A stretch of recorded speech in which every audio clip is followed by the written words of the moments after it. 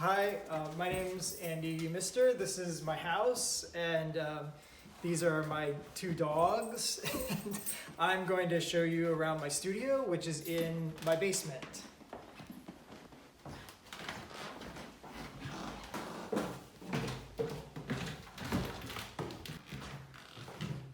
So this is my studio. We've lived in this house for a few years, but about last summer, my wife and I sort of fixed up this basement area so we could both have studios down here. I also had a studio separate from the house, but since the quarantine and everything, I've been working 100% out of this space, which has been a big help since we have a small child, and it's been really helpful to be able to work in the same place that I live and not have to go anywhere.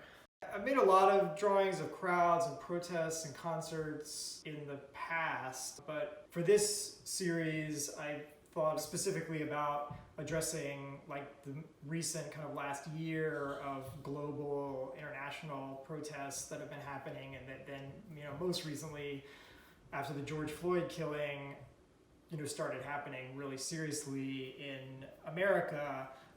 So it was sort of an interesting, when Richard originally talked to me about this project, there wasn't as much of a organized protest movement happening in the United States. This is about a year ago in 2019.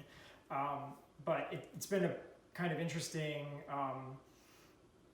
to, actually be trying to respond to completely, contemporary events through my work, even though my work takes sort of a long time to make and everything. So since I'm responding and dealing exclusively with contemporary events and documentation of those events, I found the majority of those images online from places like Reuters and the Associated Press, and I would sort of find images that were visually interesting to me, then put them into Photoshop, alter them, and sort of try to change the composition and the focus in a way, crop them way down to sort of refocus those images onto a different place of the photograph.